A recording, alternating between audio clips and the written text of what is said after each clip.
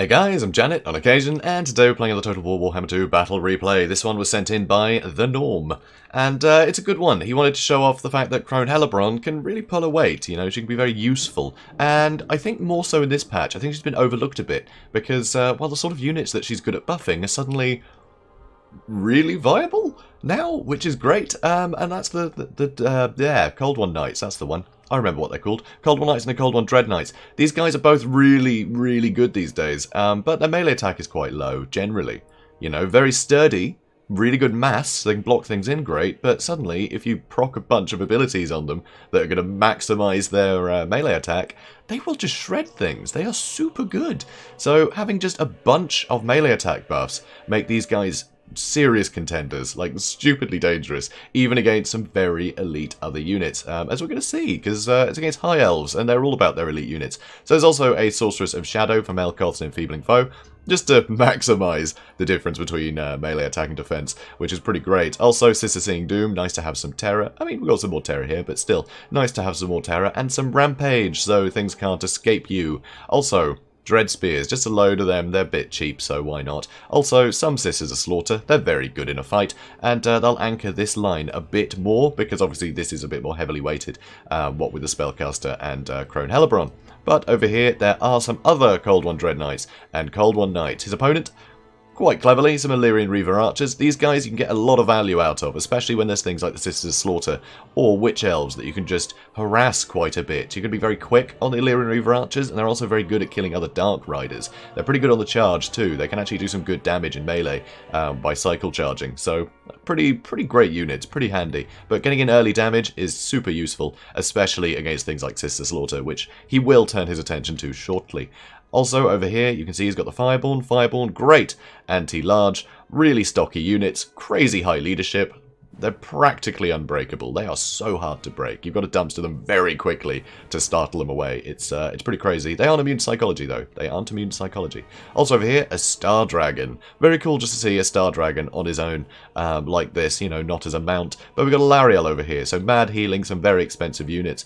Also here, some more cheap archers. Again, great for killing things like Witch Elves and Sisters of Slaughter that will just chew through your front line forever. Also, a Tyrannok Chariot. Rarely see them, but very good missile damage. But it's not going to be so good because, what's her name? Hellebron has just mad magic resist and a magic resist aura. So the magic damage from the ammunition here isn't going to be so good. He's going to have to get in the thick of things and start charging through the infantry. But when most of the strength is in the cavalry, might be a bit misjudged, which is a pity. It's a real pity. So yeah, pretty cool army here.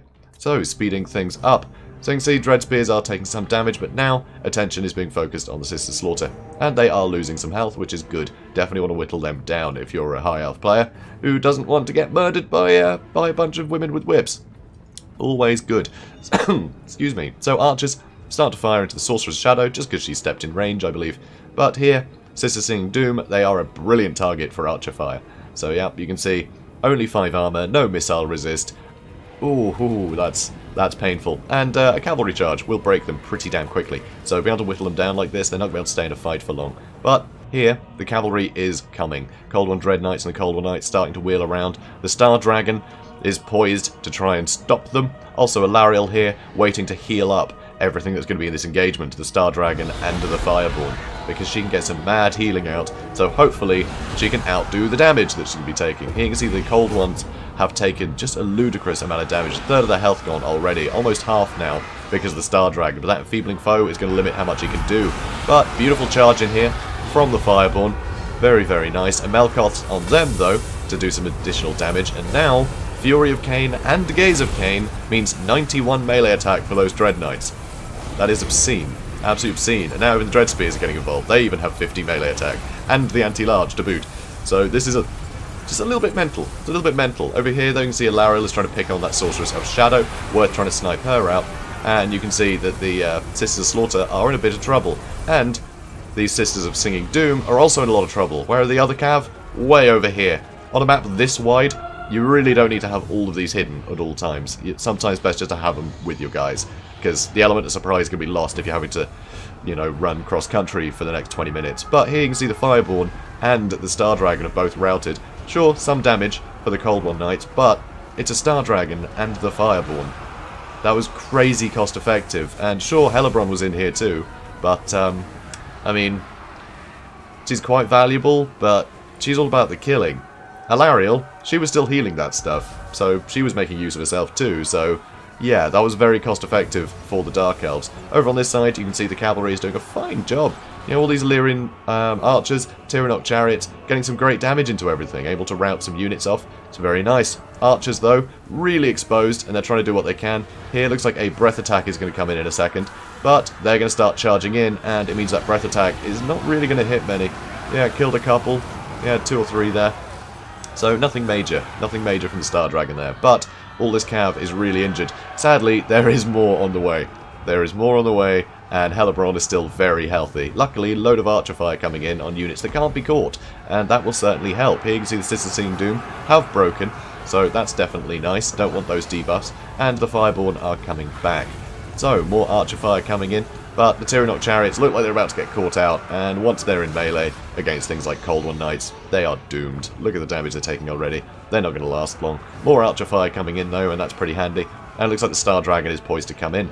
Here, Spearmen are coming in too, and you need to keep these Spearmen going. You really do. The Spearmen will be a big help in dealing with things like the Cold One Knights, but that's the thing, you really don't want the Star Dragon jumping into an engagement like this unless you have the backup of the Spearmen taking some of the hits for you.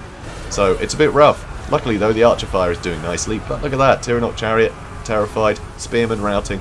It's not looking great, and that Star Dragon is just getting bogged down by far too much. Far too much. They are keeping him dragged down. This is very clever though, send in the Illyrian Reaver Archers to charge in, and it allows the Star Dragon to get out. And that Star of Avalon will keep the Illyrian Reaver Archers healthy for longer. So that's kind of nice. That's a nice move. I like it. Witch Brew has been used on Hellebron though, so she has very high melee attack at 79, and pretty good weapon strength too, so she's going to do alright. And you can see here, even with the Illyrian Reaver Archers being healed, they are still getting killed very, very fast, just because the overwhelming damage potential of all these units. It's pretty ridiculous. So, off they go, and yeah, it's only a matter of time now. Yeah, there we go. He knew there was no way. Just the momentum of these Cold One Knights with Hellebron is huge. It is absolutely massive. And yeah, I think that really shows, you know, Hellebron can be super useful here. Now that it's Cold One Knights that are very much in vogue. They are the thing to be bringing. And, you know, sure, you can bring things like Morathi, you know, with some great sort of buffs and debuffs, some great attack power there, really nice and quick, keep out of a fight you don't want to be in, you know, super useful there. Obviously Soul Stealer, great on big clumps of enemies, but yeah, you can just buff your own troops to do some serious work with Hellebron, and I think that works out brilliantly. And all that magic defense can be super useful in certain matchups too. So he did send me another one against Bretonnia as well, where Grail Knights just couldn't really hurt anything. Now that's Grail Knights, you know, you can't risk bringing Grail Knights if you expect them to bring Hellebron. But who expects anyone to bring Hellebron? Which is why this is really clever, I think. This is a really nice move. So, yeah, TheNorm, I like it. I really like your style here. This is really slick. Because, yeah, you just don't see this. But I think with the Cold One Knights being in vogue, they are lacking that melee attack. So, give them huge melee attack. Suddenly, they are going to win all those cavalry engagements that people don't expect them to necessarily win. So, I think it's beautiful. I think this is beautiful. It's a great tactic. You know, play to the strengths of the Dark Elves, and I think with the tweaks to Cold Ones lately, it's Cold Ones. That's their strengths, certainly among them. So yeah, play to that, and bring the unexpected. There's a lot of strength in that, because this was a pretty good build. I like this high elf build, you know, Alariel obviously is the meta, right? Just huge healing, Star of Avalon is nuts, super useful there, but also, you know, Star Dragon, great deadly unit, can fight things like Malekith on his dragon quite happily. There's a lot of utility there. Fireborn, obviously great for dealing with other cav, but not when they're at such horrible odds, you know, so outnumbered there. It was amazing, and plenty of archers and utility here. I think this is a really good build. If it was more sort of less cavalry heavy, I think this would do great. You know, the Fireborn wouldn't have been so outnumbered, the Star Dragon would be able to pick off valuable units, and the Tyrannoc Chariot could have just run up and down all day, running through infantry, because a lot of the best infantry that the Dark Elves have are actually quite light. You know, it's things like the Sisters of Slaughter that don't have a lot of mass that you can run through, so you can get mad value out of something like a Tyrannoc Chariot.